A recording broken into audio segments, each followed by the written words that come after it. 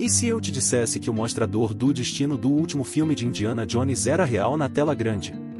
Esse dispositivo mágico permite que os personagens viajem no tempo. O vilão, que na verdade também tinha um sósia histórico, quer usá-lo para seus propósitos nefastos. Quando Indy descobre isso, ele tira seu velho chapéu e parte em uma jornada para salvar o mundo mais uma vez. A viagem no tempo não parece tão realista, mas, como em outros filmes da saga, há alguma verdade histórica por trás disso. O dispositivo da vida real que inspirou o mostrador do destino foi o mecanismo de Anticítera. No início do século XX, mergulhadores encontraram o sonho de qualquer marinheiro perto da ilha grega de Anticítera. Era o naufrágio de um navio mercante grego repleto de tesouros antigos. Parece que partiu por volta de 60 a.C.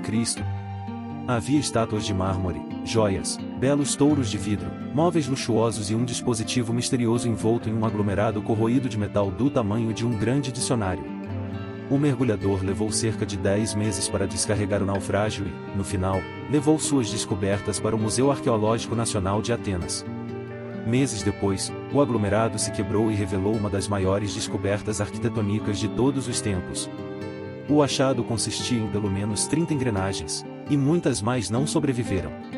Parecia ser uma máquina super complexa de cálculos astronômicos de mais de 2000 anos atrás. Os estudiosos que trabalharam com ela mal podiam acreditar que poderia ter sido feita na Grécia Antiga ou em qualquer outro lugar do mundo. Estava séculos à frente de seu tempo. Ao longo das décadas, os estudiosos usaram raios-x, tomografias computadorizadas e todo tipo de ferramentas sofisticadas para desvendar os segredos do mecanismo. Inicialmente, pensava-se que deveria ser um dispositivo de navegação ou algum tipo de engenho de viagem no tempo. Alguns até pensaram que não era do nosso planeta. Avançando para 2021, uma equipe de gênios apresentou um modelo computacional que esclareceu como essa máquina de tirar o fôlego poderia ter funcionado. Era como um antigo supercomputador minúsculo coberto por inscrições gregas que revelavam seus segredos astronômicos. Tratava-se de rastrear as posições do Sol, da Lua e até das fases lunares com uma esfera semi-transparente. Esse dispositivo tinha um sistema de engrenagens incrivelmente complexo, envolvendo engrenagens epicíclicas e um mecanismo de ranhura e pino. Tudo isso para imitar as sutis variações da Lua pelo céu. Se você virar o dispositivo, verá mostradores interessantes, incluindo um com uma ranhura espiral que rastreava os meses lunares. Eles tinham o propósito de manter esses calendários em ordem. Além disso, havia outro mostrador que previa eclipses solares e lunares, como uma espécie de adivinho cósmico. Dependendo do mostrador que você estivesse olhando, podia haver todas essas funções diferentes, mais ou menos como uma tabuleta antiga. A teoria principal é que o dispositivo foi criado em uma oficina na ilha de Rhodes. Alguns até dizem que poderia ter sido a oficina do famoso filósofo Posidônio. Poderia ter sido uma encomenda sofisticada de um cliente rico do norte da Grécia, e é assim que ele poderia ter acabado no navio mercante. Algumas pessoas pensam que o dispositivo foi criado pelo próprio Arquimedes, o lendário matemático e inventor, alguns séculos antes deste mecanismo específico de Anticítera nascer. Embora seja improvável, ele poderia ter sido o gênio por trás dessa ideia incrível. Em geral, ele poderia ter começado com uma versão mais simples e a ter aprimorado ao longo do tempo, incorporando os últimos pensamentos astronômicos. O mecanismo de Anticítera é o único vestígio físico de uma longa linhagem de dispositivos astronômicos mecânicos que uma vez dominaram o mundo antigo. Não temos nada com o que compará-lo. Pode ser que não permita que seus usuários viajem para trás e para frente no tempo como no filme, mas certamente podia prever eventos no futuro. Seu propósito exato ainda permanece um mistério. Os antigos gregos não o criaram para fazer tarefas. Eles estavam tentando modelar os céus. Não parece que precisassem dele para navegação, então talvez precisassem criá-lo para horóscopos. Mas, novamente, era muito complicado para ser usado para isso. Parece mais que era uma ferramenta filosófica e educacional. Ele reunia em um só lugar todo o conhecimento dele sobre o universo e como ele funcionava. As inscrições no mecanismo eram como pequenas legendas que guiavam as pessoas comuns pelo espetáculo cósmico. Não era um manual de instruções para especialistas. Foi feito para ser acessível e inspirador. Eles queriam mudar a perspectiva do universo de uma entidade mágica para algo mais matemático e científico.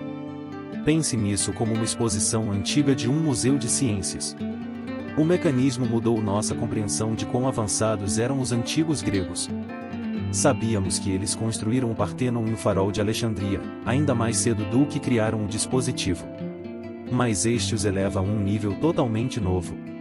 Então, outra pergunta surge: por que os cientistas demoraram tanto para alcançar e inventar algo tão sofisticado quanto essa maravilha antiga? Talvez ainda haja lacunas no registro histórico.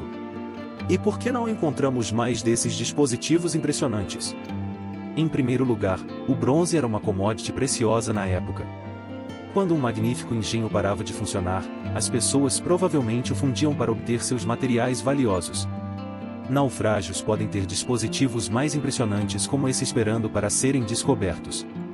Outra invenção muito à frente de seu tempo foi o sismoscópio de 2000 anos atrás. Este engenhoso gadget podia detectar terremotos a centenas de quilômetros de distância. Tinha uma estrutura parecida com um jarro com cabeças de dragão do lado de fora e sapos correspondentes na base. Quando um terremoto ocorria, uma bola caía em um dos sapos, apontando para a direção do terremoto distante. Era como uma bússola sísmica ao estilo antigo. Os cientistas por trás disso, cujo apelido era o Leonardo da Vinci da China, acreditavam que terremotos eram causados por ar e vento. De acordo com ele, o ar ficaria agitado e comprimido, como um mini desastre natural prestes a explodir. E quando não conseguisse escapar, a terra tremeria e roncaria. Ninguém sabe exatamente como o gênio realizou essa invenção de tirar o fôlego. Até hoje, os pesquisadores coçam a cabeça em admiração, já que ninguém conseguiu recriar com sucesso seu mágico sismoscópio. É como um segredo perdido no tempo esperando para ser desvendado. Parece que a primeira bateria foi inventada em Bagdá há cerca de 2000 anos.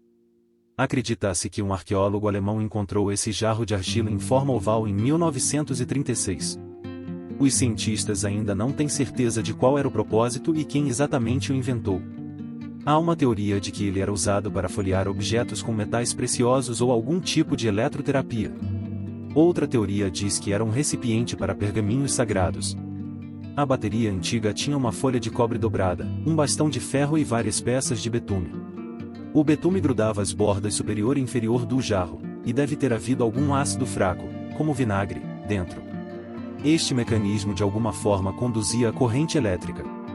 Portas automatizadas se tornaram uma inovação aparentemente nova em 1931, mas a tecnologia por trás delas é na verdade muito mais antiga. Pense no século I depois de Cristo. O antigo matemático e engenheiro Herón de Alexandria criou um sistema hidráulico para abrir e fechar portas de templos. Para colocá-lo em ação, você precisava acender um fogo para produzir calor. Havia um recipiente de latão sob o fogo, meio cheio de água. O inventor conectou o recipiente de latão a recipientes que atuavam como pesos. Quando a lenha queimava, o vapor de água se movia para os recipientes, que desciam e puxavam a corda. Levava várias horas para as portas se abrirem, e era quase impossível interromper o processo. Então, a ideia por trás das portas não era permitir que as pessoas entrassem rapidamente, mas adicionar um pouco de misticismo e impressionar os visitantes do templo. Herón também mencionou em seus escritos que construiu um conjunto de portas semelhante nos portões da cidade. E não esqueça, se gostou desse vídeo, aperta aqui embaixo em se inscrever, ativa o sininho e deixe o seu like. Nos vemos na próxima.